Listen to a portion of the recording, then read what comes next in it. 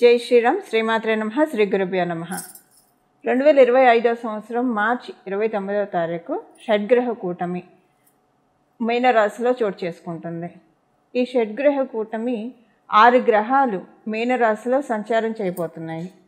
అవి వచ్చేసేసి నవగ్రహాల్లో రారాజు అయిన సూర్యనారాయణమూర్తి, అలాగే చంద్రభగవానుడు, వక్రించిన శుక్రాచార్యుల వారు, వక్రించిన బుధ భగవానుడు, రాహుదేవుడు ఆల్రెడీ అక్కడే సంచారం చేస్తూ ఉన్నాడు, మీనరాశిలోనే సంచారం చేస్తూ ఉన్నారు.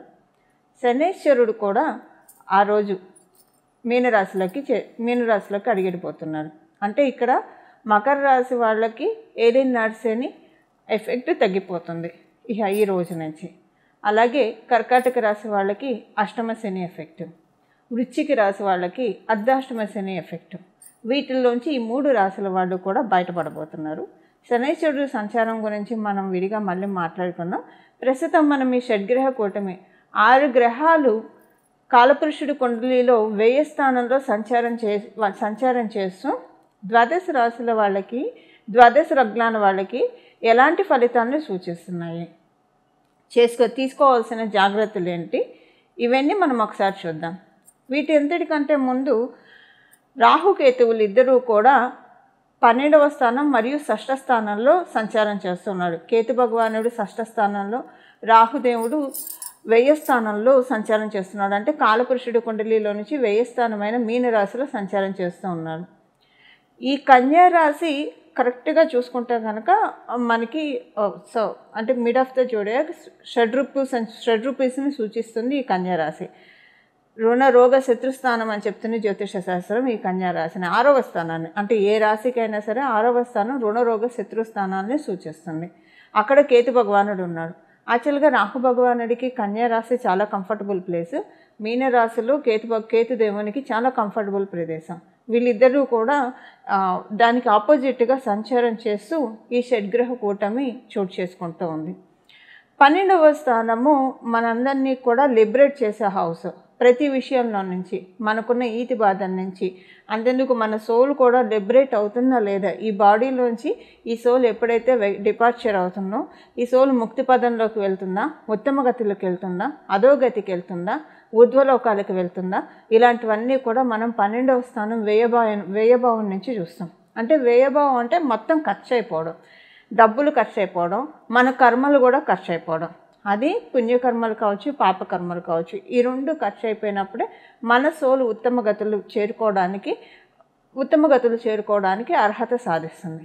అయితే ఇప్పుడు మనకు అది ఇర్రెస్పెక్టివ్ ఈ 12వ స్థానంలో చోటు చేసుకోబోయే ఈ షడ్గ్రహ కూటమి ద్వాదశ రాశుల వాళ్ళకి ఎలాంటి ఫలితాన్ని తెచ్చిపెట్టబోతుందో. ఈ షడ్గ్రహ కూటమిలో ఒక విశేషాంశం ఉంది.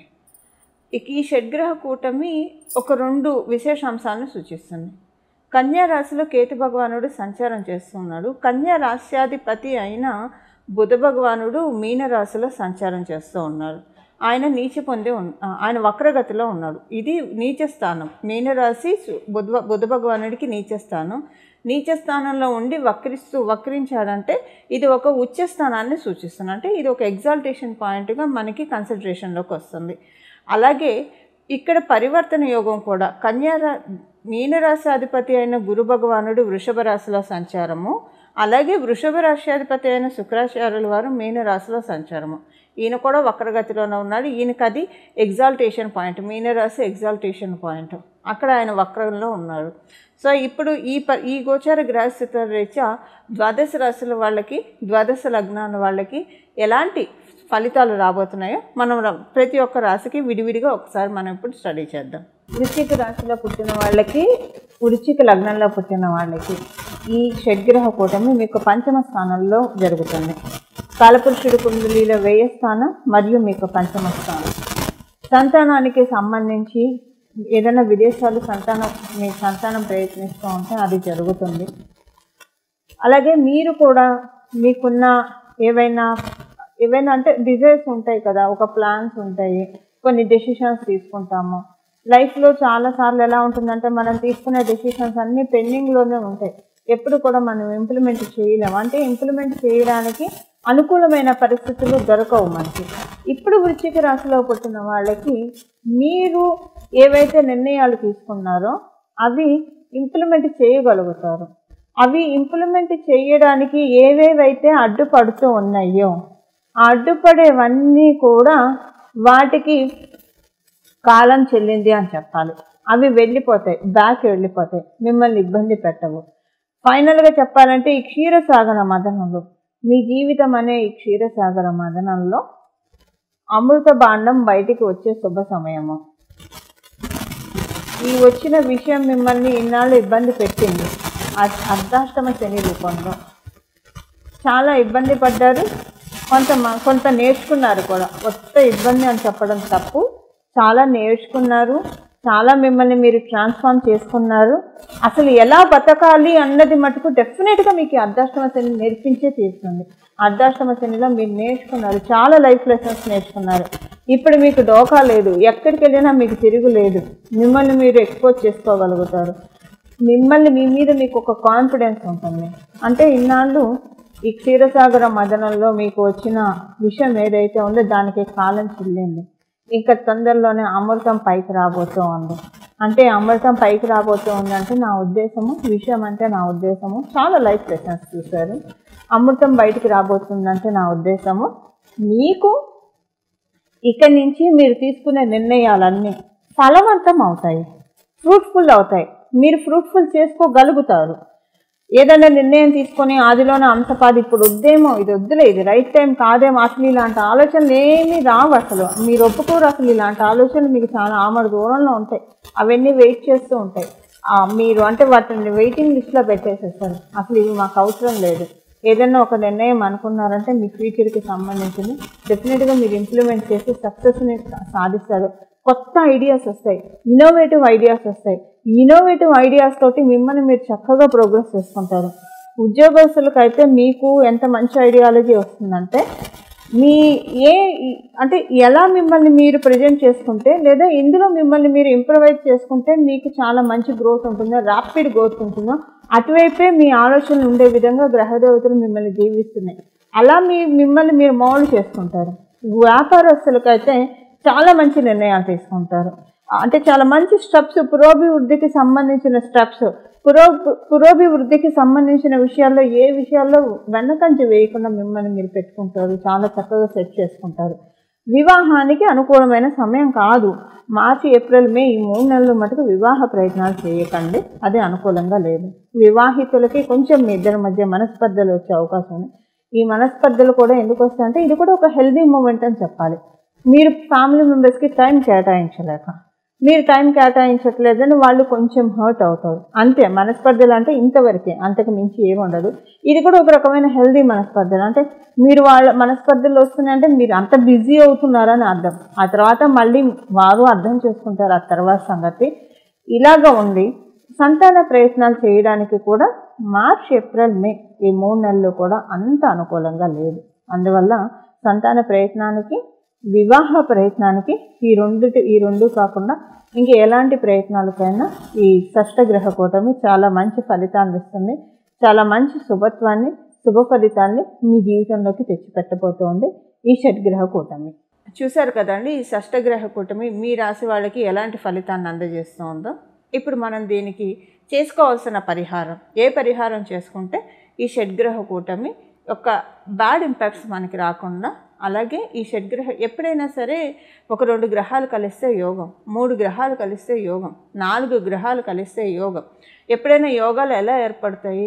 ఒక గ్రహానికి ఇంకొక గ్రహానికి ఏదో ఒక రకమైన కనెక్షన్ ఉంటేనే యోగం వస్తుంది.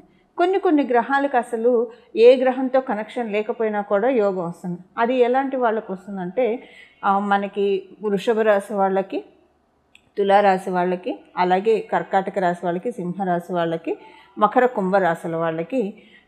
ఇప్పుడు వృషభ రాశి వాళ్ళకి, తులారాశి వాళ్ళకి శనిశ్వరుడు ఒక్కడు చాలు, ఏ గ్రహంతో సంబంధం లేకుండా పరిపూర్తిగా రాజయోగాన్ని ఇచ్చేస్తాడు. అలాగే కర్కాటక రాశి, సింహరాశి వాళ్ళకి మంగళ ఒక్కడు చాలు. అతనికి ఏ గ్రహంతో, మంగళకి ఏ ప్లానెట్తో సంబంధం లేకపోయినా పరిపూర్తి రాజయోగాన్ని ఇస్తాడు.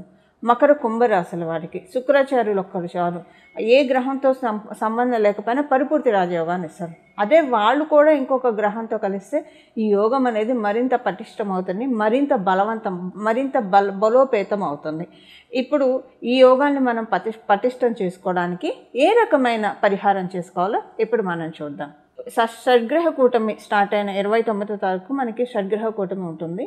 ఈ రోజు మొదలుకొని ఒక 11 రోజులు లేదా 21 రోజులు ప్రతిరోజు కూడా మీకు వీలైతే హనుమంతుడు ఆలయానికి వెళ్ళి అక్కడ ఒక 41 సార్లు ప్రదక్షిణం చేసి 41 సార్లు హనుమాన్ చాలీసా చదువుకుంటే చాలా మంచి సత్ఫలితాన్ని షడ్గ్రహ కూటమి తెచ్చిపెడుతుంది. ఉదాహరణకి మీ ఇంటి దగ్గర ఆంజనేయ స్వామి వారి గుడి అందుబాటులో లేదు, ఉదాహరణకు ఒకవేళ అందుబాటులో ఉన్న మీ టైం బిజీ వల్ల మీరు 21 రోజులు కంటిన్యూగా వెళ్ళలేకపోతూ ఉన్నారంటే 21 రోజులు మీ ఇంట్లో అయినా సరే ప్రతిరోజు స్నానం చేసిన వెంటనే హనుమాన్ చాలీసాని ఒక 11 సార్లు మీరు చదువుకోవాలి. ఖచ్చితంగా 21 రోజులు ప్రతిరోజు క్రమం తప్పకుండా 11 సార్లు రిపీటెడ్గా హనుమాన్ చాలీసాని చదువుకోవాలి. హనుమాన్ చాలీసా చదువుకోవడం మాత్రమే కాకుండా అంటే పరిపూర్తిగా దృష్టి పెట్టి హనుమాన్ చాలీసా మీద పరిపూర్తిగా దృష్టి పెట్టి చదవడం చేయాలి. ఇలా చేయడం వల్ల ఈ షడ్గ్రహ కూటమి యొక్క నెగిటివ్ ఎఫెక్ట్స్ అన్నీ కూడా ఆయన తోకతో జాడించి కొడతాడు.